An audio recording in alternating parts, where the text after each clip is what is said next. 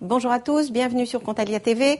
Nous parlons ce matin des contrats de consommation, c'est-à-dire des contrats qui sont conclus entre un professionnel et un consommateur. Alors cette question est assez vaste, d'autant que le législateur français a récemment remanié en profondeur le dispositif existant suite à une directive européenne.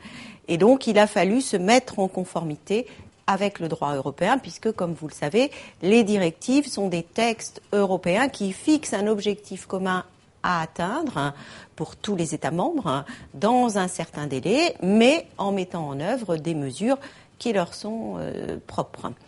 Donc voilà, cette évolution est aujourd'hui faite. Nous sommes en conformité avec le droit européen. Et donc, comme je vous l'ai dit, la matière est vaste. Alors, de ce fait, nous aurons 2 séances consacrées à ce sujet. Pour aujourd'hui, en préambule, je vais essayer de vous faire comprendre pourquoi les contrats conclus entre un professionnel et un consommateur font l'objet de dispositions spécifiques. Et puis ensuite, bien sûr, nous préciserons cette notion de consommateur qui est fondamentale. Dans un second temps, deuxième partie de l'étude, nous envisagerons les règles qui président à la formation du contrat. Et en dernière partie, mais ce sera l'objet d'une deuxième séance, nous parlerons des règles qui concernent l'exécution du contrat. Et dans les 2 cas, voyez l'intitulé, la protection du consommateur lors de la formation du contrat, la protection du consommateur lors de l'exécution du contrat. Ce qui m'amène justement au premier aspect qu'il faut bien comprendre. Je viens de le dire, on doit s'interroger. Pourquoi est-ce que les contrats de consommation font l'objet de dispositions particulières ? Eh bien, tout simplement parce qu'il est nécessaire de protéger le consommateur. Protéger le consommateur contre un certain nombre de risques de pratiques anormales, abusives. Qu'est-ce qui explique cette nécessité de protéger le consommateur ? Qui n'est apparu qu'assez récemment. Le droit de la consommation est un droit tout à fait récent, qu'on peut dater des années 70. 1970, ça fait donc une bonne quarantaine d'années. Eh bien, la nécessité de protéger les consommateurs est apparue avec le développement de la grande distribution. Donc, la grande distribution qui est apparue justement à la fin des années 60 et puis dans le courant des années 70, alors qui s'est implantée dans un premier temps dans les grandes agglomérations, puis peu à peu sur tout le territoire. Eh bien, cette grande distribution, c'est le fait de sociétés et parfois de groupes de sociétés, donc d'acteurs économiques extrêmement puissants. Donc, le consommateur, du fait de l'apparition de la grande distribution, s'est retrouvé face à un interlocuteur qui disposait d'une puissance économique très forte et évidemment qui n'était pas comparable avec le pouvoir dont dispose le consommateur. Le résultat a été un déséquilibre dans la relation contractuelle et donc forcément une insuffisance des règles qui existaient à l'époque. Pourquoi ? Parce qu'à l'époque, la relation professionnel-consommateur n'était pas du tout de même nature. Le consommateur qui faisait ses achats avait en face de lui une personne physique qu'il connaissait, un commerçant qu'il connaissait. La relation était basée sur la proximité et donc la confiance. Je connais mon interlocuteur, je connais sa fiabilité, ses compétences, sa réputation et donc je peux évidemment lui faire confiance. Les choses changent puisque le consommateur a en face de lui non plus des personnes physiques, mais des personnes morales, des sociétés. Et donc, évidemment, du fait de la puissance de ces sociétés, l'équilibre de la relation évolue. Et les règles du Code civil, qui jusqu'alors donnaient entière satisfaction, apparaissent comme insuffisantes. Pourquoi ? Parce que le droit général des contrats, le droit français des contrats, repose sur la liberté contractuelle, et cette liberté contractuelle était justifiée aux yeux des rédacteurs du Code civil en 1804 sur le fait que, eh bien, les personnes étant sur un pied d'égalité, le contrat qui s'établissait entre elles était forcément, naturellement, équilibré. Donc si on a en présence deux personnes qui disposent des mêmes droits, des mêmes pouvoirs, il y aura une relation contractuelle équilibrée.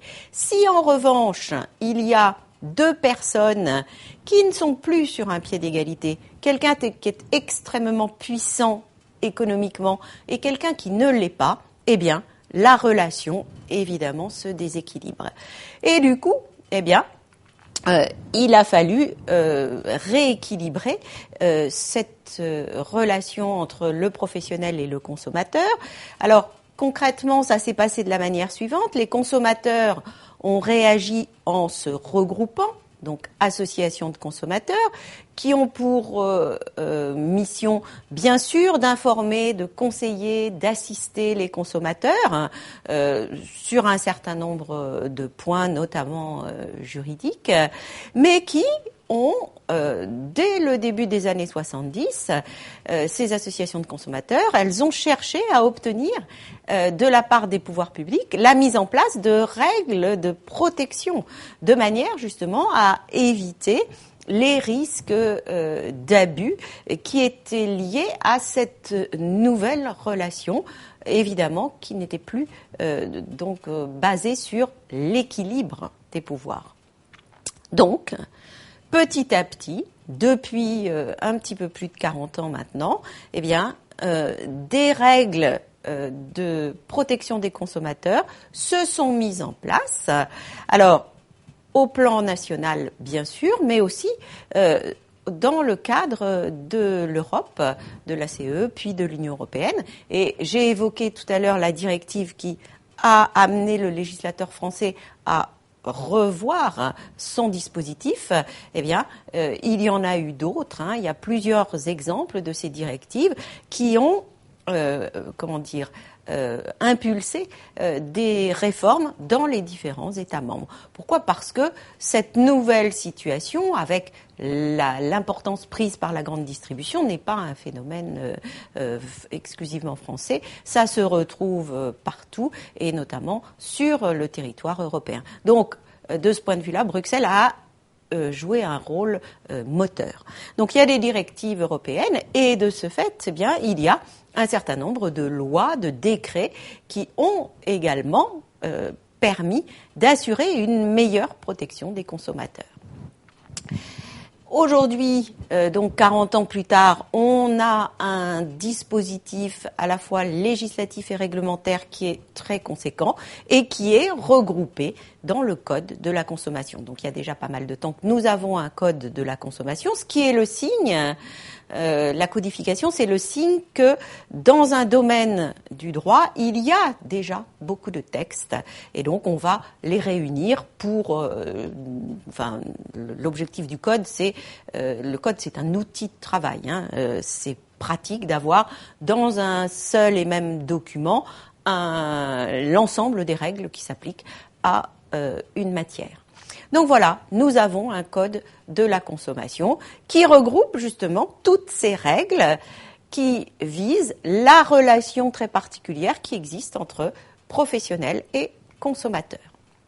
Alors justement, cette notion de consommateur, il est important de la préciser pour la raison simple que toutes ces règles qui figurent dans le Code de la consommation, et qui sont donc très nombreuses aujourd'hui, ne s'appliquent qu'aux consommateurs. Et c'est la raison pour laquelle, eh bien, il faut savoir exactement de quoi on parle lorsque l'on parle d'un consommateur. et la notion d'ailleurs a petit à petit un petit peu évolué et c'est un petit peu élargi. Donc, si le contrat est conclu entre un professionnel et un consommateur, le code de la consommation s'applique. Si le contrat est conclu entre deux professionnels, eh bien, le code de la consommation ne s'applique plus. Donc, nécessité de bien repérer justement les hypothèses où on va être amené à se référer à ce code de la consommation.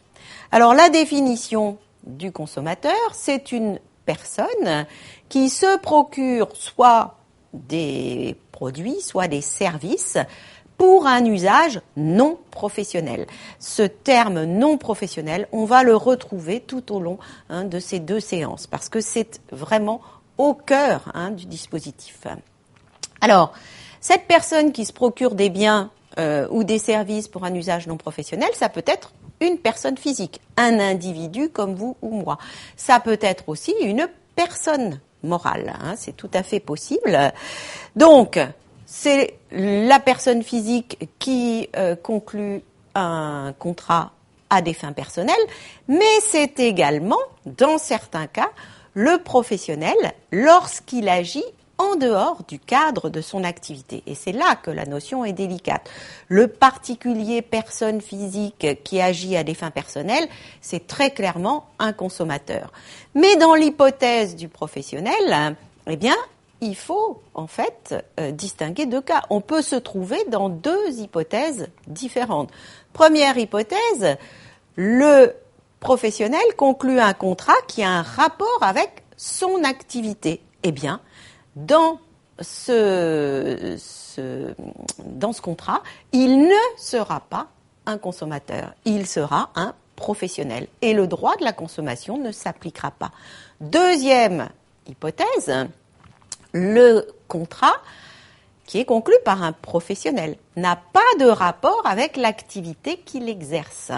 Ça peut se rencontrer et dans ce cas-là, eh bien, on considère que il n'est pas un professionnel dans le cadre de ce contrat. Donc, dans ce cas-là, le code de la consommation va s'appliquer. Toutes ces règles protectrices que nous allons étudier vont s'appliquer. Ce qui veut dire que le non-professionnel est assimilé à un consommateur. Donc, vous avez d'une part le consommateur, personne physique, individu qui agit donc pour ses besoins personnels, et puis vous avez le professionnel qui agit en dehors du cadre de son activité et qui, de ce fait, est considéré comme non professionnel et est assimilé à un consommateur. Voilà, cette distinction est très importante en pratique. Elle dépend bien sûr des circonstances, de chaque cas auquel les tribunaux peuvent être confrontés, et ce seront les juges du fond qui apprécieront si, en fonction justement des circonstances, le droit de la consommation doit être appliqué à tel ou tel contrat conclu entre un professionnel d'une part, qui agit dans le cadre de son activité, et un autre professionnel qui n'agit pas dans le cadre de son activité et donc que l'on va considérer comme non professionnel, donc comme un consommateur. Voilà, et cette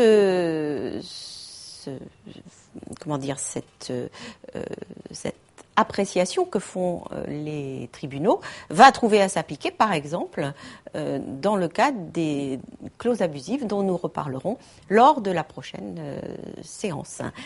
Certaines clauses sont considérées comme abusives lorsqu'elles figurent dans des contrats conclus entre un professionnel et un non-professionnel. Mais si elles sont conclues dans un contrat entre deux professionnels, elles n'auront pas ce caractère abusif. Pourquoi cette différence ? Parce qu'on estime que le professionnel est quelqu'un d'averti qui peut éviter justement les pièges qui résultent de certains contrats, alors que le consommateur ou le non-professionnel est un profane qui donc doit être protégé. Voilà pour cette notion, enfin ces deux notions même, qui sont fondamentales, consommateur non professionnel. Alors, nous en venons au dispositif concret de protection du consommateur et du non-professionnel. Alors, je ne vais pas le répéter à chaque fois, je vais vous parler de la protection du consommateur. Mais retenez bien que le non-professionnel est assimilé. Première partie du dispositif de protection, la protection qui va intervenir lors de la formation d'un contrat, c'est-à-dire avant la conclusion de ce contrat. Alors, l'objectif, et là il faut bien comprendre dans quel cadre juridique on se trouve, l'objectif c'est que le contrat qui est conclu entre le professionnel et le consommateur le soit dans le respect du droit général des contrats. On se réfère toujours à ça en la matière. Et que dit le droit général des contrats en ce qui concerne la formation d'un contrat? Eh bien, selon le principe de l'autonomie de la volonté, ce qui forme le contrat, c'est la volonté de ceux qui s'engagent. Nul ne peut être tenu obligé de s'engager. C'est la liberté contractuelle, l'autonomie de la volonté qui joue en la matière. Donc, en conclusion, le consentement de chacun est absolument indispensable à la formation du contrat. Ce sont des notions que nous avons déjà étudiées ensemble. Et ce consentement, vous le savez, doit être réel. Il doit correspondre à la volonté réelle de ceux qui s'engagent.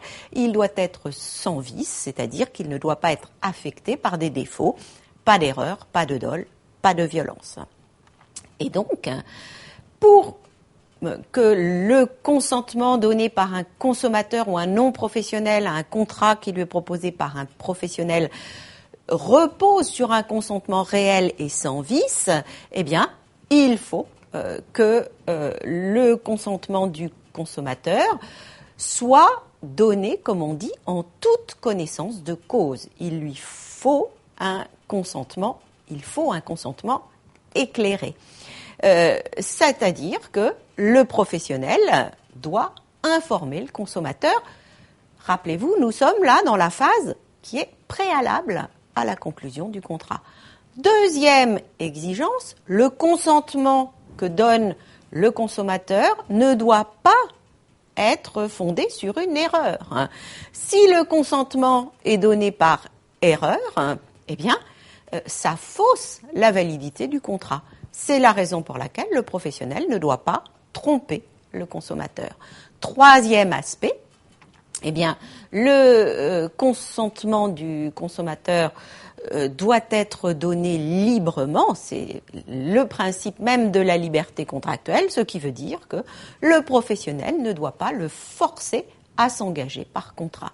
Là, vous avez les trois mots-clés de la protection du consommateur lors de la formation du contrat. Donc, avant qu'il s'engage, information, interdiction de tromper, interdiction de forcer. Alors, on va détailler tout ça, bien sûr. Premier aspect, donc, l'obligation d'informer. Alors, c'est une obligation prévue par la loi et ce d'une manière extrêmement vaste. L'obligation d'informer le consommateur, obligation qui pèse sur les professionnels, recouvre énormément de choses, vous allez le voir. Donc ça porte tout d'abord sur les caractéristiques du produit, je vais y revenir. Ça porte également sur les prix pratiqués par le professionnel et les conditions particulières de la vente. Nous allons détailler également. Ça porte aussi sur les délais. Ça, c'est une des règles les plus récentes en matière d'information. Obligation pour le professionnel de donner des précisions très claires sur les délais sur lesquels il s'engage, en quelque sorte. Voilà. Autre exemple, pour vous montrer que c'est vraiment très large, le professionnel doit également informer le consommateur avant que celui-ci s'engage sur la disponibilité des pièces de rechange. Comme vous le savez, certains produits nécessitent justement de procéder à des remplacements de pièces. Ça pose problème lorsque les pièces de rechange ne sont plus disponibles au bout d'un délai très rapide. le professionnel a le droit de ne pas s'engager à fournir des pièces de rechange pendant 20 ans, 30 ans, 50 ans. Il a tout à fait le droit. Mais il doit informer le consommateur sur, justement, cette durée pendant laquelle il s'engage à fournir, à produire des pièces de rechange pour que le bien vendu puisse continuer à être utilisé par le consommateur. Voilà. Donc oui, on peut ne pas produire indéfiniment des pièces de rechange, mais dans ce cas-là, on en informe le consommateur parce que ça peut être pour lui un élément de choix tout à fait déterminant. Alors, ça je ne vais pas y revenir, mais je vous cite cet exemple. Il y en a d'autres, il y a des informations sur d'autres points qui sont exigés par le Code de la consommation. Mais évidemment, on ne peut pas tout voir. Nous nous contenterons donc de l'obligation d'information sur les points essentiels. Première obligation d'information qui est fondamentale. L'information sur le prix, c'est fondamental parce que pour le consommateur, le prix est un élément déterminant de son choix.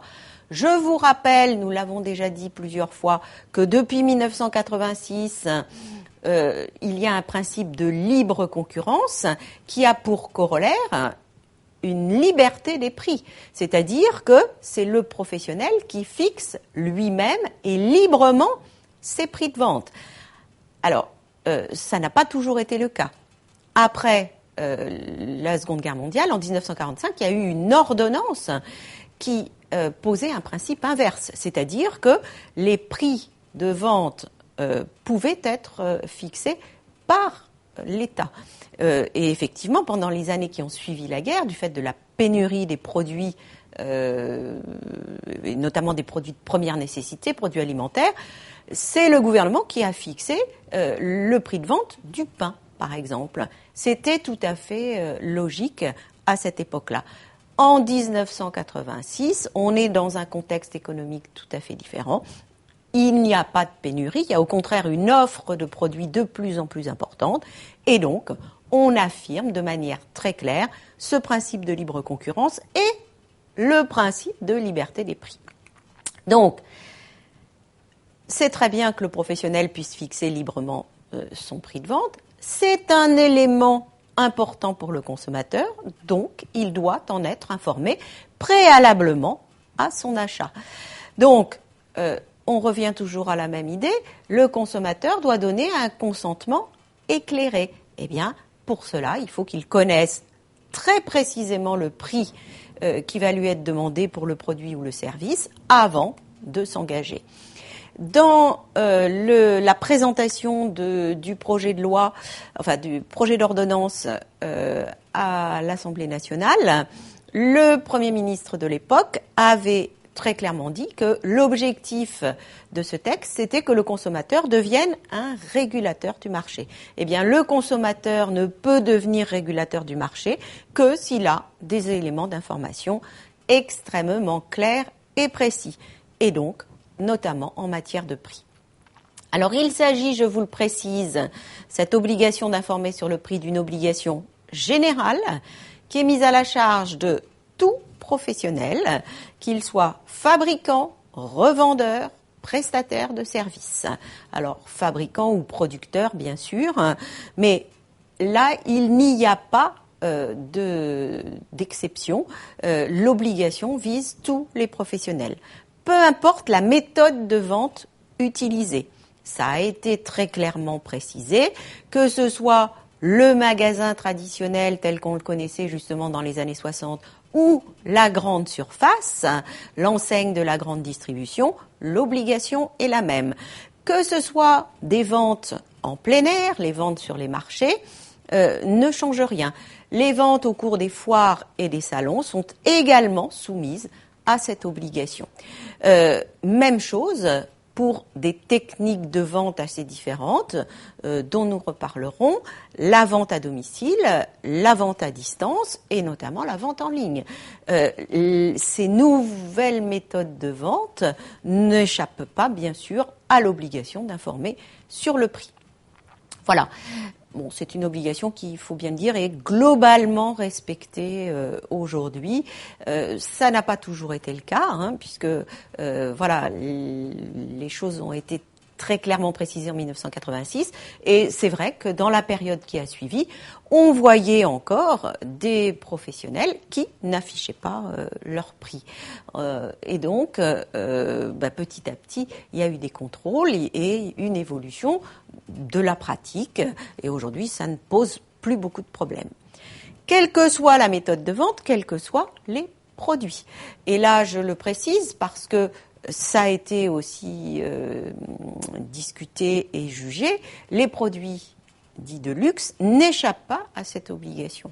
Hein, c'est vrai que les fabricants, les revendeurs surtout de ces produits, ont cherché à échapper à l'obligation d'afficher leur prix.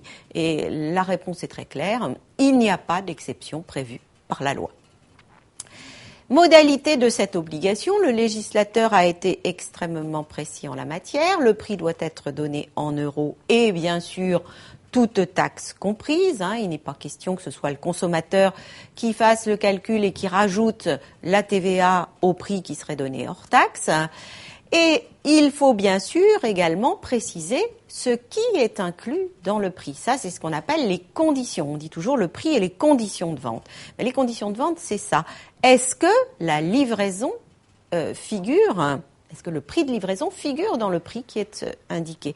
Est-ce que l'installation de la machine à laver, c'est une prestation facturée en plus ou est-ce que c'est inclus dans le prix de vente? Eh bien, les choses doivent être très claires. Hein.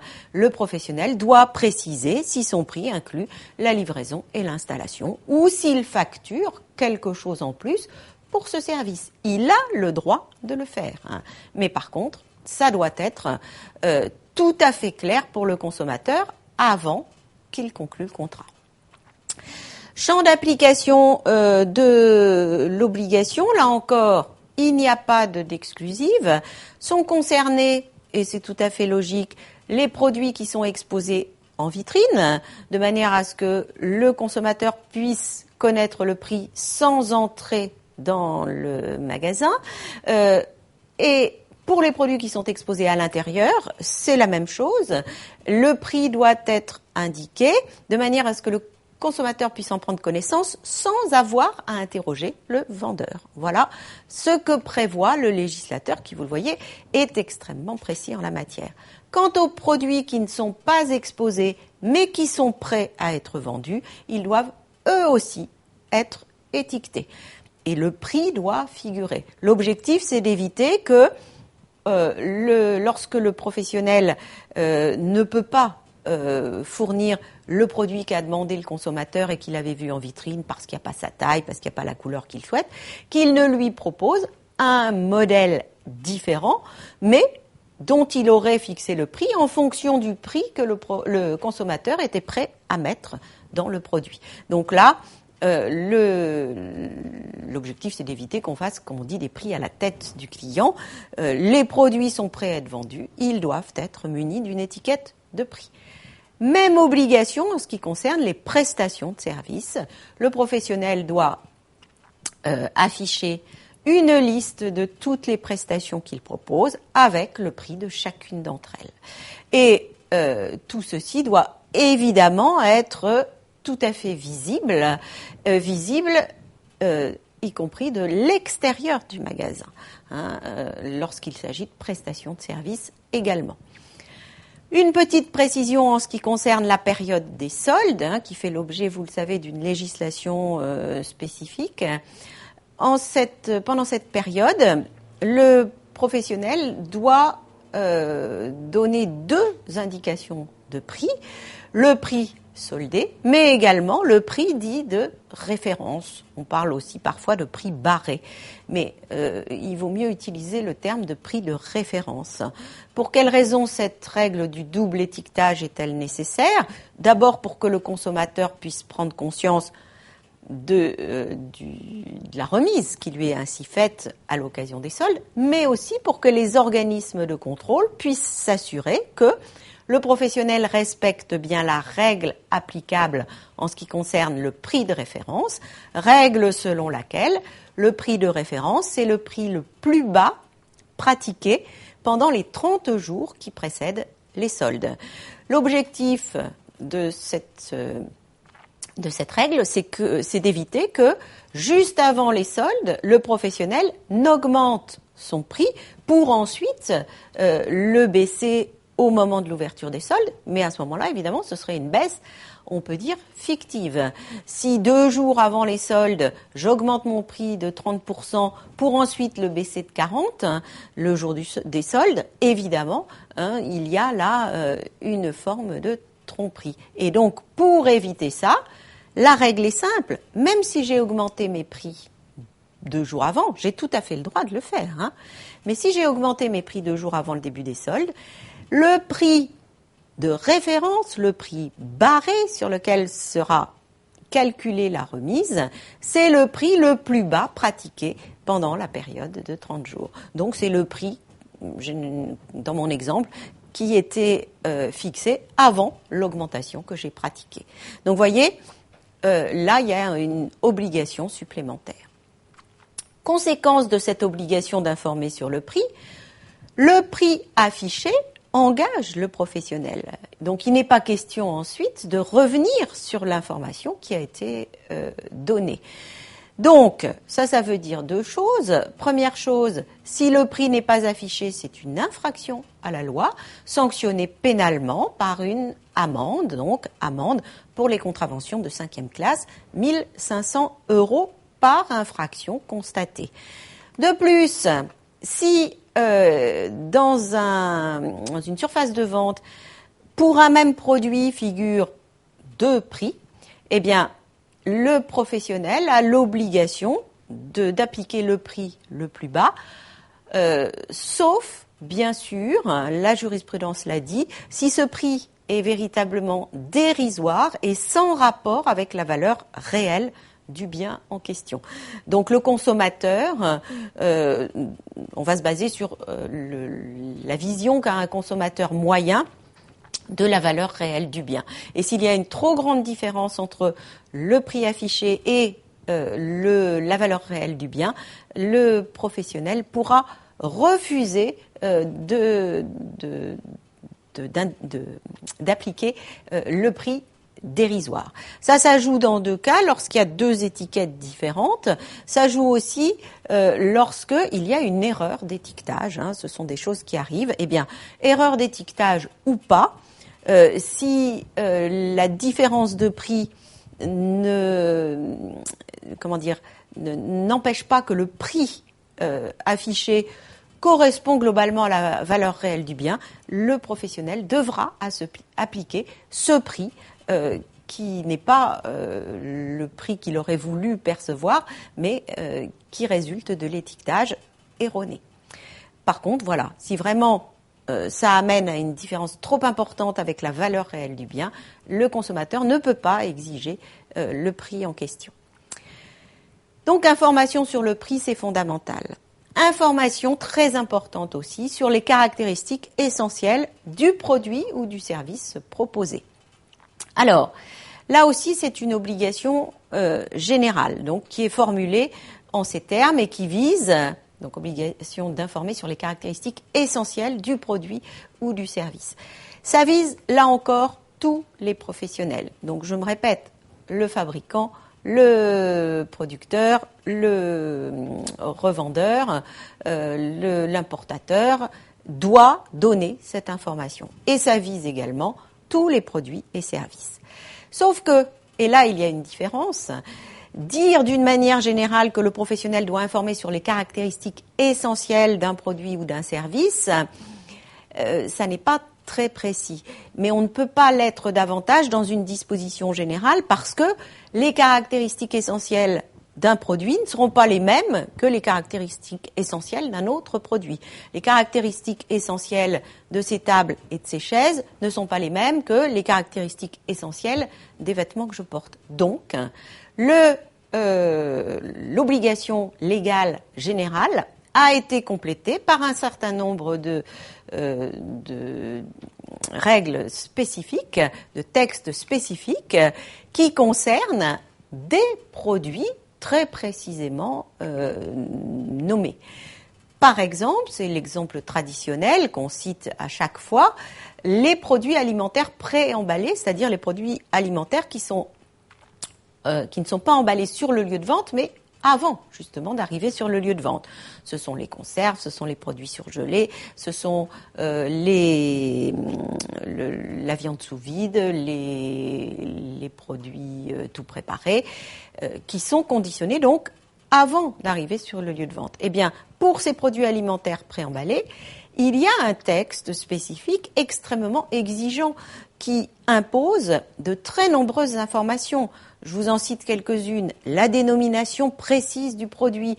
Un yaourt nature, c'est pas la même chose qu'un yaourt aromatisé et c'est pas la même chose qu'un yaourt aux fruits. Et un yaourt nature, c'est pas la même chose qu'un yaourt nature sucré, etc. Donc dénomination précise du produit, la composition, que la loi appelle les ingrédients, le nom l'identité du fabricant ou de l'importateur en France, la quantité bien sûr, c'est indispensable que ça apparaisse très clairement. C'est une information sur les caractéristiques essentielles du produit.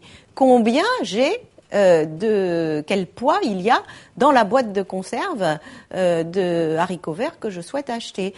C'est aussi une information qui est à mettre en rapport avec le prix du produit. Donc, cette information doit être très clairement donnée, etc. Il y a d'autres informations, l'origine parfois, les conditions d'utilisation, de conservation s'il y a lieu. Bref, une réglementation spécifique. Même chose pour les produits pharmaceutiques, il y a des informations qui doivent figurer sur l'emballage, d'autres sur la notice d'utilisation. Les produits dangereux font l'objet, eux aussi bien sûr, d'exigences particulières en matière d'information du consommateur, sur le caractère dangereux justement, sur la composition, sur les précautions d'utilisation à prendre et le comportement à tenir en cas justement d'accident. Plus une notice qui doit être laissée à la disposition du consommateur qui en fait la demande. Voilà, les cosmétiques c'est la même chose, le tabac bien sûr, vous le savez, etc. Les véhicules automobiles, les meubles, j'ai parlé des vêtements tout à l'heure. Voilà, la liste est très longue et à chaque fois bien sûr les caractéristiques essentielles qui doivent être fournies aux consommateurs avant le contrat, eh bien, sont différentes parce que la nature des produits est différente. Modalité de l'information, ça tombe sous le sens, obligatoirement en langue française. Ça tombe sous le sens, mais c'est pas toujours vrai, même encore aujourd'hui.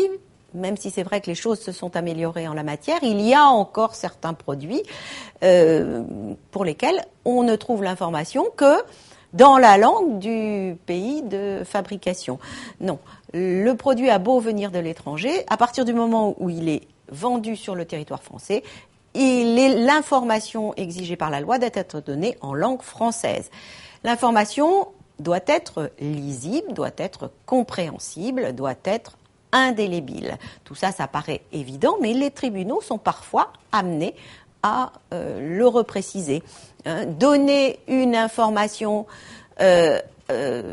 concernant un produit à l'intérieur de l'emballage, ça ne permet pas au consommateur d'avoir une information préalable à son engagement. Information sur les délais, je vous l'ai dit, ça c'est quelque chose de plus récent, il y a quelques années quand même que cette obligation existe, mais ça a été un petit peu plus tardif.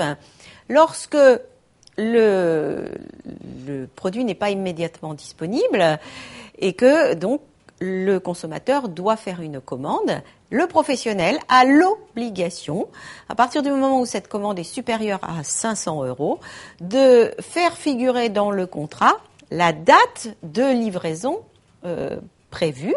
Et attention, ça n'est plus une date de livraison indicative, comme ça pouvait être le cas auparavant, c'est une date qui engage le professionnel, une date impérative de livraison. Et la loi va plus loin puisqu'elle dit qu'en cas de dépassement de cette date de plus de 7 jours, le consommateur a le droit de se désengager. Il peut demander l'annulation de sa commande. Et s'il avait versé un acompte, par exemple, ce qui est généralement le cas lorsqu'on commande un produit, eh bien, il doit récupérer cet acompte. Voilà. Donc, le délai aujourd'hui ne peut plus être indicatif lorsque le montant de la commande est supérieur à 500 €. Et le professionnel qui ne respecte pas le délai auquel il s'est engagé, eh bien, s'expose à voir le client revenir sur sa commande. Alors, en pratique, c'est assez rare que le client annule sa commande. Pourquoi ? Parce que le professionnel qui est en retard va faire un geste commercial pour éviter justement cette annulation de la commande. Donc cette règle a donné au consommateur un moyen de pression sur le professionnel qui auparavant pouvait lui dire, vous savez, je vous avais mis une date de livraison à 6 semaines pour le véhicule que vous m'avez commandé, mais voilà, ça n'était qu'une date indicative. Ça n'est plus le cas aujourd'hui. Le consommateur peut dire, cette date vous engage, le délai dépassé de plus de 7 jours, je reviens sur ma commande, restituez-moi la compte. C'est très incitatif et donc ça amène les professionnels à être beaucoup plus vigilants sur cette question-là. Et s'ils n'arrivent pas à tenir les délais, eh bien, à proposer une compensation aux consommateurs. Voilà pour la première obligation qui est fondamentale, l'obligation d'informer. Deuxième obligation, très importante aussi, l'obligation de ne pas tromper le consommateur. L'informer, c'est bien, mais encore faut-il l'informer d'une manière qui soit conforme à la réalité. Et donc, le législateur interdit ce que l'on appelle les pratiques commerciales trompeuses. Alors, ça fait partie de ce qui a évolué au cours des dernières années, puisqu'avant, le législateur interdisait la publicité mensongère ou trompeuse. Dorénavant, alors c'est toujours interdit la publicité mensongère ou trompeuse, mais ça s'inscrit dans un cadre juridique plus vaste qui est l'interdiction des pratiques commerciales trompeuses. Alors, ce qu'il faut bien comprendre en la matière, c'est que le Code de la consommation est extrêmement précis. Donc, c'est très difficile de donner une définition générale des pratiques commerciales trompeuses parce que le Code de la consommation donne une liste de ces pratiques qui peuvent être trompeuses.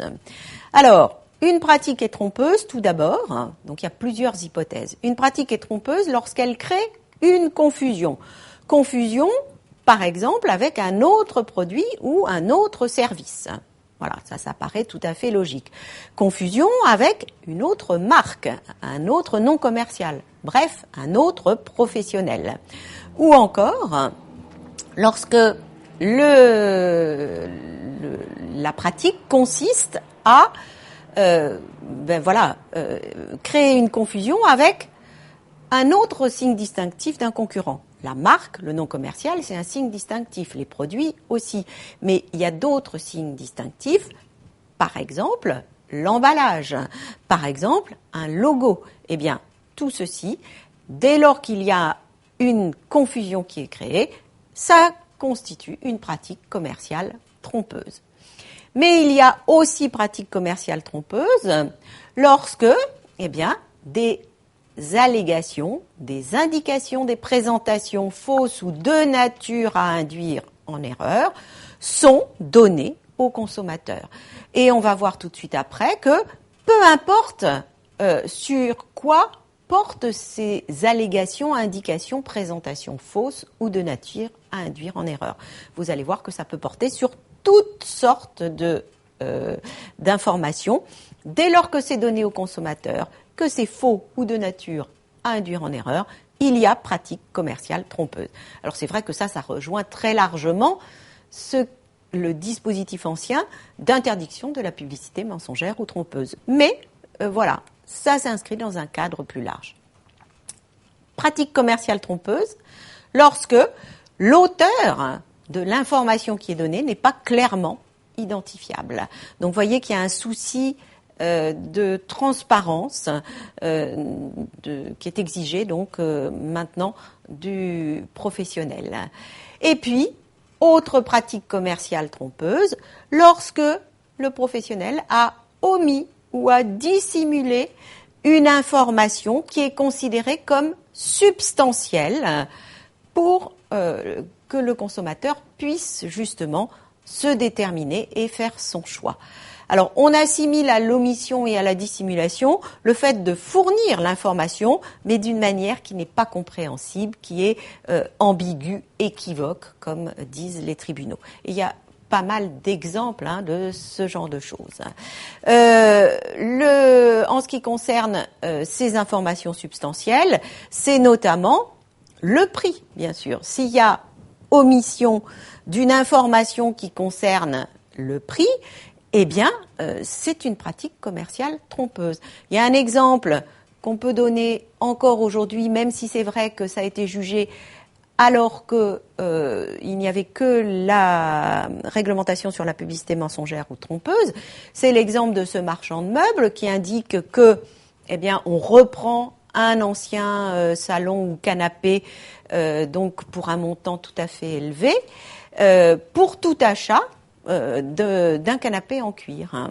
Bien, grand panneau au bord des routes, sauf que il y avait sur le panneau en question, mais tout à fait en bas de l'affiche, inscrit en petits caractères, une précision disant que l'offre n'était valable que à partir d'un achat d'un montant supérieur à 5 000 €. Eh bien, on a considéré, et on considérerait toujours, que c'est une omission d'une information substantielle sur le prix.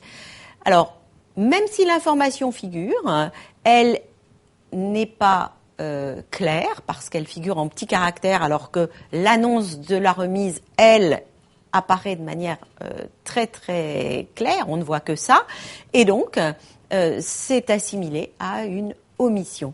Donc voilà le type de situations qui vont amener à considérer qu'il y a une pratique commerciale trompeuse. Autre omission qui peut être substantielle, l'identité du professionnel. Alors, je reviens 2 petites minutes sur le cas des indications, allégations ou présentations fausses ou de nature à induire en erreur, comme le dit le législateur, qui, vous le voyez, est très très très précis, mais c'est souvent le cas en droit de la consommation, pour éviter que les professionnels ne contournent justement des dispositifs qui seraient formulés en termes trop généraux.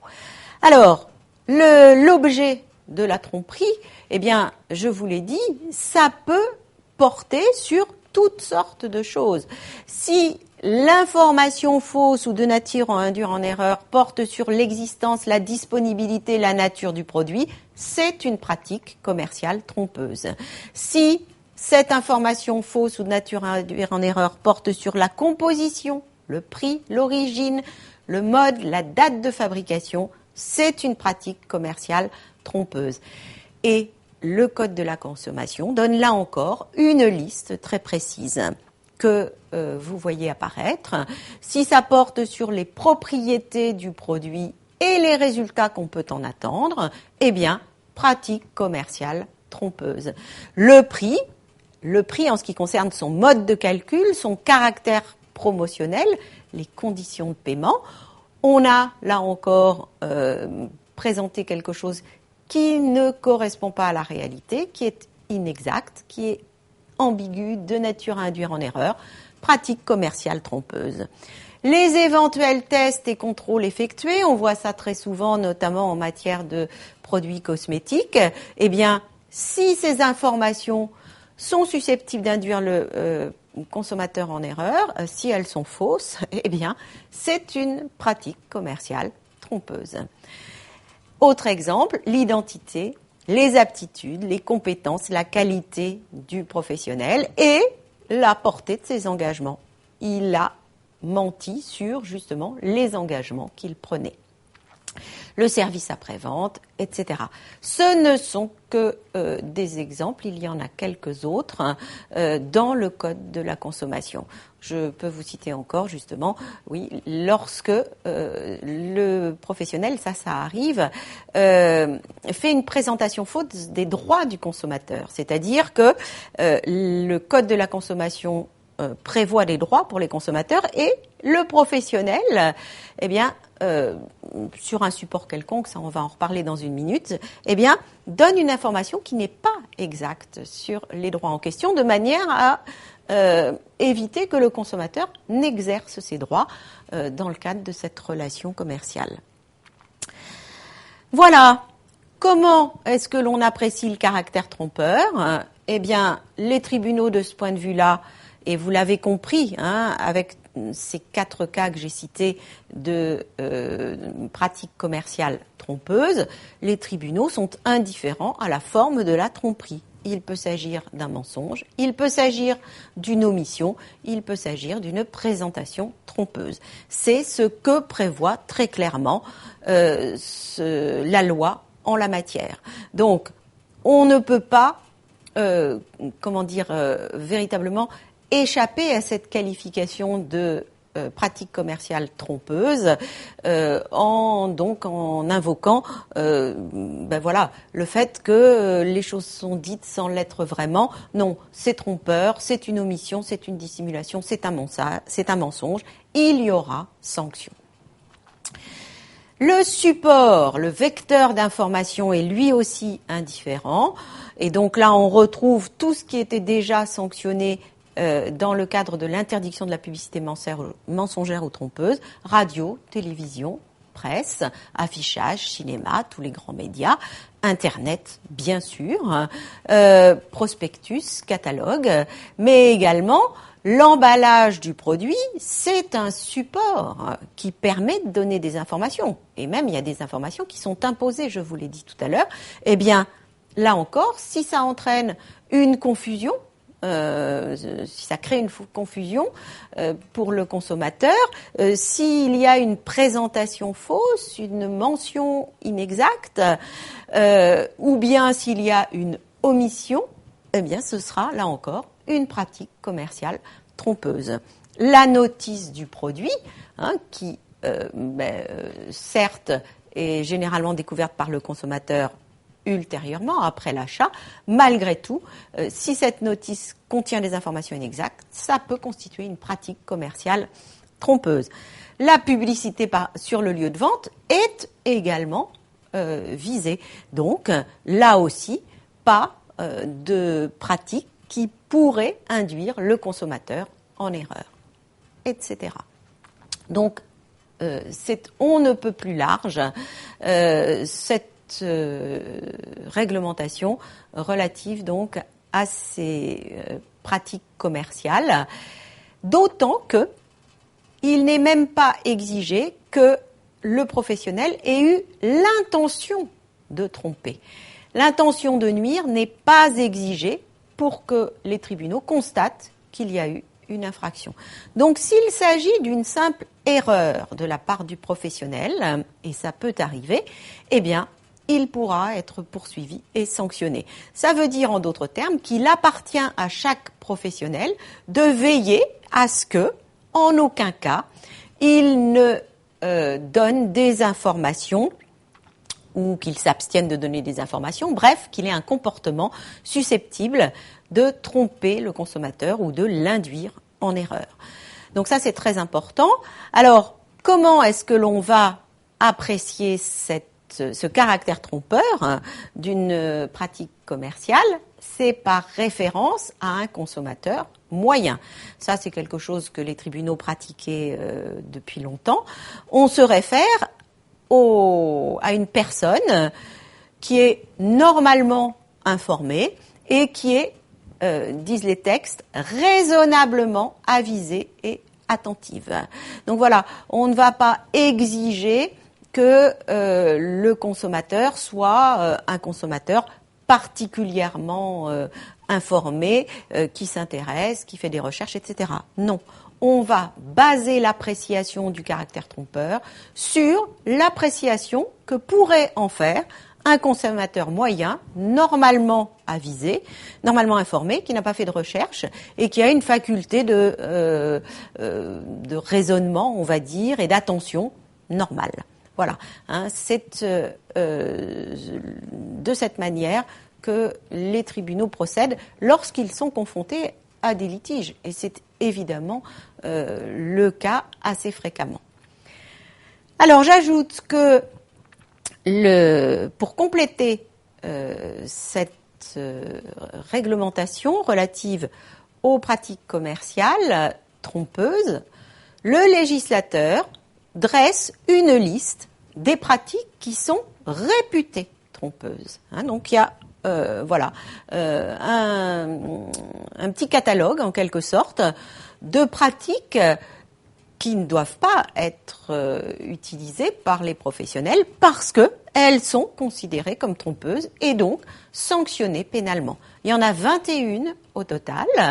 La caractéristique de cette liste, de ces pratiques qui sont réputées trompeuses, c'est qu'elles seront sanctionnées quelles que soient les circonstances. Donc celui qui agira ainsi sera poursuivi pénalement parce que la pratique en elle-même sera considérée comme trompeuse. C'est-à-dire qu'il n'y aura pas besoin pour les tribunaux de faire référence à un consommateur moyen. En elle-même, la pratique est trompeuse parce qu'elle figure dans cette liste. Enfin, c'est pas parce qu'elle figure dans cette liste qu'elle est trompeuse.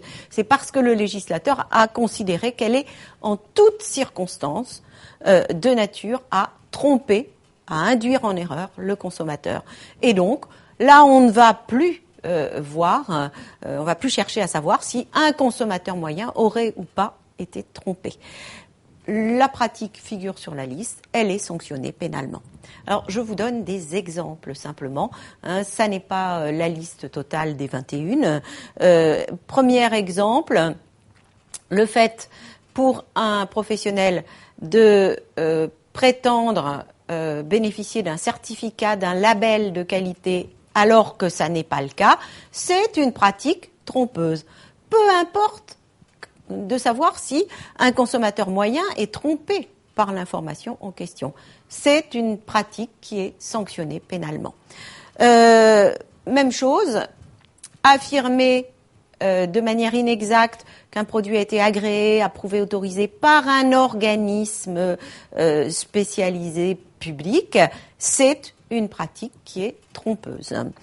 Même dans l'hypothèse où il s'agit d'un organisme privé, on ne peut pas ainsi donc prétendre avoir reçu un agrément, une autorisation. On voit des choses de ce type lorsqu'il y a des manifestations très médiatisées, des manifestations sportives par exemple, et vous avez un certain nombre de professionnels qui se déclarent fournisseurs exclusifs de la manifestation en question. C'est parfois vrai, mais ça ne l'est pas toujours. Si il y a une affirmation de ce type, alors que ça n'est pas exact, c'est sanctionné pénalement. Proposer donc, et ça c'est assez intéressant, faire une offre de produit à un certain prix et ensuite en refuser la vente, c'est là aussi une pratique trompeuse.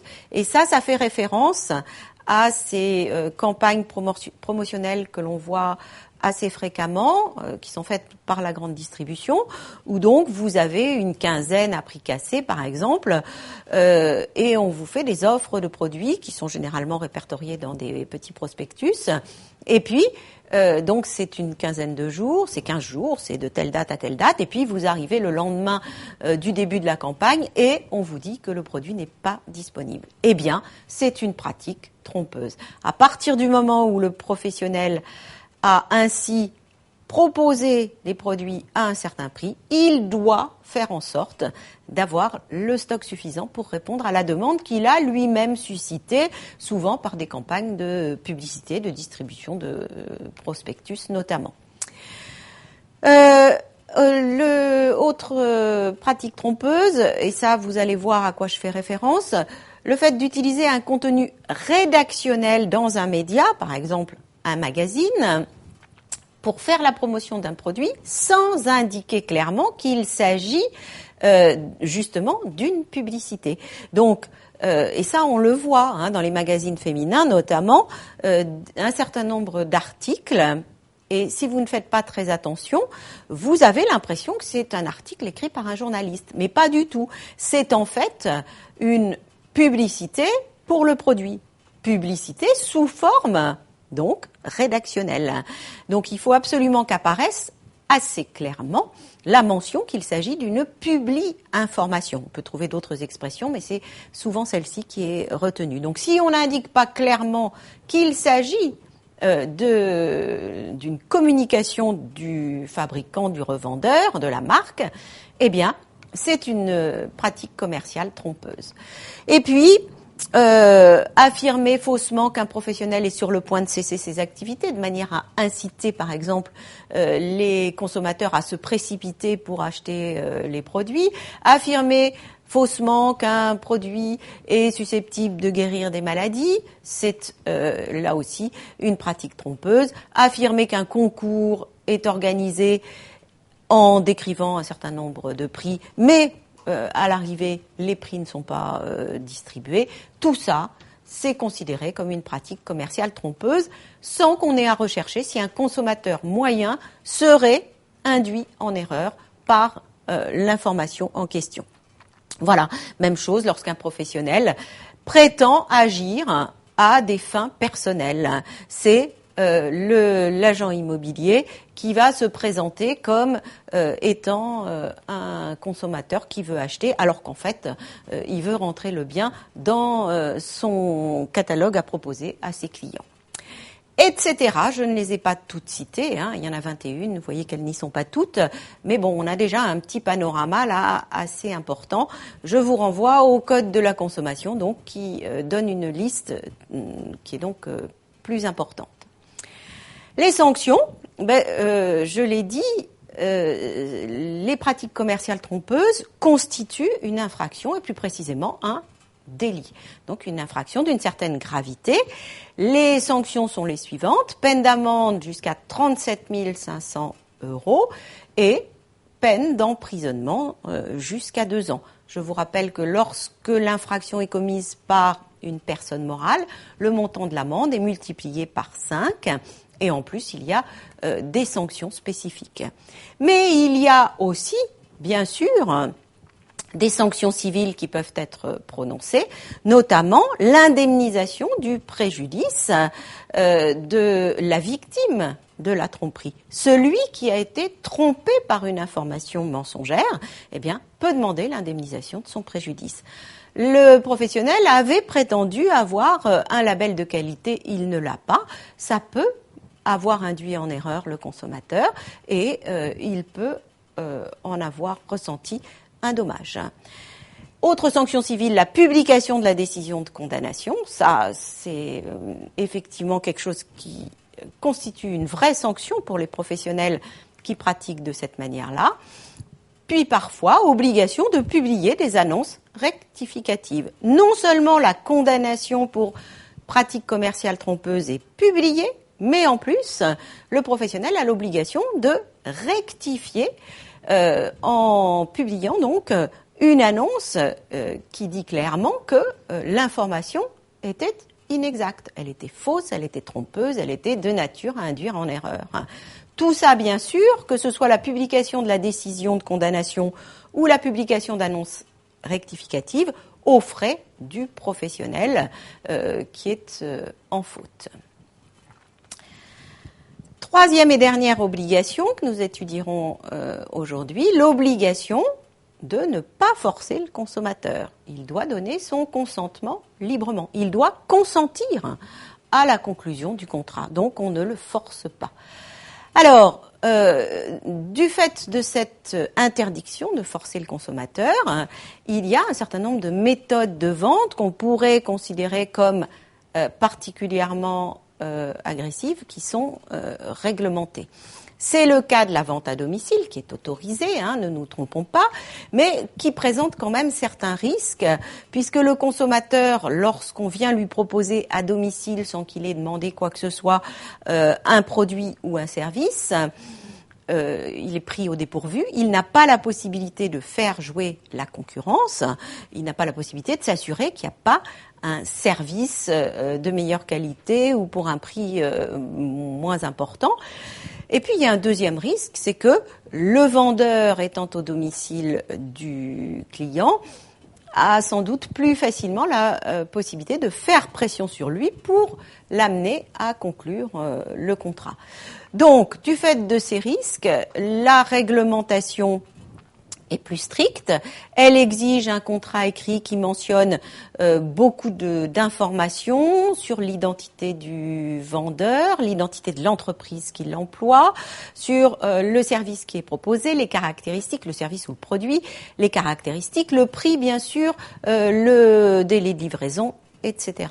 Et puis, il y a, et c'est ce qui est la caractéristique de cette méthode de vente, un délai de rétractation qui est offert au consommateur et qui lui permet, pendant 7 jours, de revenir sur le contrat qu'il a accepté de conclure et de signer, puisqu'il s'agit d'un contrat écrit. Et pendant ce délai de rétractation, le professionnel ne peut percevoir aucun paiement sous aucune forme, et pas même un acompte. Et le simple fait de prendre un chèque, de demander un chèque au client, même si on lui assure qu'on ne l'encaissera pas avant l'expiration du délai de rétractation, c'est interdit, parce que c'est un moyen justement de faire pression, de forcer le client à l'achat.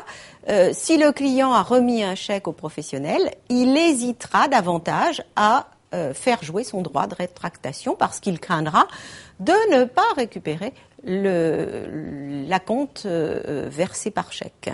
Voilà, donc c'est strictement interdit. Le non-respect de ce dispositif constitue une infraction pénale qui est sanctionnée par amende, là encore, et peine d'emprisonnement. La vente à distance, eh bien, elle pose d'autres problèmes. Parlons d'abord de ce qui est visé par la réglementation en la matière. C'est bien sûr la vente par correspondance qui existe depuis fort longtemps, mais c'est aussi quelque chose qui est plus récent et qui se développe énormément, qui est la vente en ligne. C'est également la vente par téléphone ou encore le téléachat. Donc voilà le domaine de cette réglementation. Là encore, il y a des risques. Celui qui achète à distance ne voit pas le produit. C'est un des avantages du démarchage à domicile. Le produit, vous le voyez. Souvent, vous avez même une démonstration du produit. L'aspirateur qu'on vous présente, on va le faire fonctionner pour vous démontrer justement qu'il est particulièrement efficace, y compris sur des surfaces qui sont compliquées à nettoyer. Démonstration que vous ne pouvez pas avoir dans une surface de vente traditionnelle. La vente à distance, le risque est d'une autre nature. On ne voit pas le produit. On en voit très souvent une représentation, mais qui n'est pas forcément très fidèle, très fiable, qui n'est pas toujours très souvent, les images sont de petite taille, pas très précises. On ne voit qu'un aspect du produit. C'est pas du tout la même chose. Donc, là aussi, réglementation, délai de rétractation, même chose, 7 jours, là aussi. Mais attention, ça n'est pas 7 jours après la conclusion du contrat, c'est 7 jours après la livraison du produit. Puisque le risque, c'est d'être déçu par le produit que l'on reçoit qui ne correspond pas à ce que l'on avait imaginé au vu de la représentation et de la description qui en était faite, eh bien, je vois le produit qui arrive, ça ne correspond pas à mon attente, je peux revenir sur mon engagement. Donc, délai de rétractation, là aussi de 7 jours, mais le point de départ, c'est la livraison. Dans les deux cas, c'est le lendemain du jour, soit de la conclusion du contrat, soit de la livraison, que commence à courir le délai de 7 jours. Donc, lendemain du jour de la conclusion du contrat dans le cas de la vente à domicile, lendemain du jour de la livraison dans le cas de la vente à distance. Et lorsque le délai expire un samedi, un dimanche, un jour férié, eh bien, il est prorogé jusqu'au jour ouvrable suivant. Faculté de rétractation, eh bien, dans les deux cas aussi, il faut... alors, en principe, il y a un bordereau de rétractation qui est prévu et inséré dans le contrat. Et ce bordereau doit être signé par le consommateur qui renonce à son achat et adressé, bien sûr, en recommandé avec accusé de réception. C'est une question de preuve, c'est pas une question de validité, c'est une question de preuve. Et le professionnel a l'obligation de rembourser ce qui aurait éventuellement été versé lorsque, ça c'est pour le cas de la vente à distance, dans un délai de 30 jours.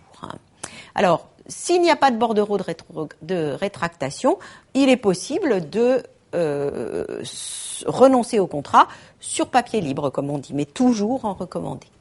Les méthodes de vente, nous venons de voir des méthodes réglementées, c'est-à-dire des méthodes licites, mais encadrées par la loi. Il y a un certain nombre de méthodes de vente qui sont purement et simplement interdites. La vente sans commande préalable, ce qu'on appelait avant très souvent la vente forcée. Eh bien, c'est tout simplement, c'est une pratique qui consiste à envoyer à quelqu'un qui n'a rien demandé, qui n'a pas eu de contact avec le professionnel, un bien, donc un bien quelconque. C'est un délit. Pourquoi ? Parce que ça force la main du consommateur, bien sûr, et c'est un délit même si le consommateur a la possibilité de renvoyer le bien en question sans aucun frais.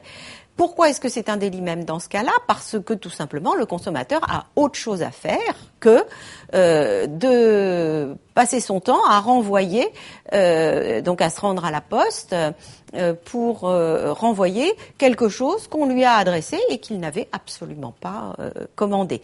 Si ça n'était pas sanctionné pénalement, nous passerions notre temps, consommateurs, à recevoir des produits ainsi et à les renvoyer aux destinataires. Donc, délits, peine d'amende, peine d'emprisonnement qui ont été considérablement alourdis lors de la réforme que j'ai évoquée en début de séance. La subordination des ventes, ça aussi c'est quelque chose qui a évolué. D'abord, de quoi s'agit-il ? Comme le nom l'indique, il s'agit pour un professionnel de subordonner, c'est-à-dire de conditionner la vente d'un produit ou d'un service à l'achat soit d'une quantité imposée, soit à l'achat d'un autre produit ou d'un autre service. Vous voulez un produit, on vous en impose deux. Vous voulez un produit, on vous en impose un autre en plus. Eh bien ça, c'est une façon, on le comprend très bien, de forcer l'achat. Je veux une chose, je n'en veux pas deux. Mais je ne peux pas me procurer la chose dont j'ai besoin si je n'achète pas la seconde. Eh bien, la subordination des ventes, aujourd'hui, c'est une pratique interdite si cela constitue une pratique déloyale. Avant la réforme, la subordination des ventes, c'était toujours interdit. Ça voulait dire que le consommateur devait pouvoir se procurer le produit à l'unité, dans tous les cas. Aujourd'hui, et ça c'était vraiment poursuivre la directive européenne, qui ne prévoit pas justement l'interdiction de la subordination des ventes, c'était pour se conformer à la directive. Le législateur français a ajouté une petite précision. La subordination des ventes est une méthode interdite lorsqu'elle constitue une pratique commerciale déloyale. Et qu'est-ce que c'est qu'une pratique commerciale déloyale ? Ça a été précisé à cette occasion. C'est une pratique qui altère, qui modifie donc de manière substantielle, importante, le comportement économique du consommateur. Et là encore, on se réfère au consommateur normalement informé et raisonnablement attentif et avisé. C'est la référence. Consommateur, retenez bien ça, normalement informé, raisonnablement attentif et avisé. Donc, si une pratique de subordination des ventes altère le comportement d'un consommateur normalement informé, raisonnablement attentif et avisé en ce qui concerne le produit qui est proposé, ça sera une méthode interdite. Si ça n'altère pas le comportement du consommateur, ça ne sera pas interdit. Vous voyez la difficulté pour les tribunaux et nous allons avoir, c'est certain, de la jurisprudence là-dessus parce que c'est très difficile à évaluer. Est-ce que le fait que le produit ne soit pas disponible à l'unité mais uniquement dans un conditionnement par 2 ou par 3, est-ce que ça altère le comportement d'un consommateur normalement informé et raisonnablement attentif et avisé? Eh bien, ce sont les tribunaux qui en décideront. Donc, vous voyez, il fallait se conformer à la directive européenne, on est obligé, sinon il y a des pénalités qui sont imposées à la France. Le législateur français ne voulait pas autoriser totalement la subordination des ventes, donc on a rajouté cette précision qui ne rend pas la règle extrêmement facile à appliquer, il faut bien le dire. Il reste que pour certains produits, et c'était déjà le cas, il y avait des exceptions. Les produits qu'il est d'usage de vendre ainsi bien ne font pas l'objet de cette interdiction, ne sont pas concernés par l'interdiction. Donc les suppléments des journaux qui sont généralement proposés en fin de semaine, le magazine télé, le magazine d'information, le magazine féminin vendu en même temps que le quotidien le samedi ou le dimanche, eh bien on a toujours considéré que ça n'était pas une pratique interdite. Le fait de vendre en certaines quantités certains produits comme les yaourts, c'est pareil, c'est une pratique d'usage, c'est-à-dire que de tradition, ça s'est toujours fait comme ça, on ne revient pas dessus. Voilà, et puis la vente par lot est de toute façon autorisée. Elle n'est pas évidemment interdite à partir du moment où le consommateur peut choisir entre le lot et le produit à l'unité. Ça, de toute façon, si c'est le cas, ça ne sera pas une pratique déloyale, la vente par lot.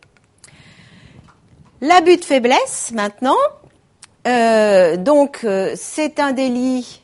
Donc là, il y a des sanctions pénales lourdes qui consistent à profiter soit de la faiblesse, soit de l'ignorance d'une personne pour justement l'induire en erreur et l'amener à conclure un contrat.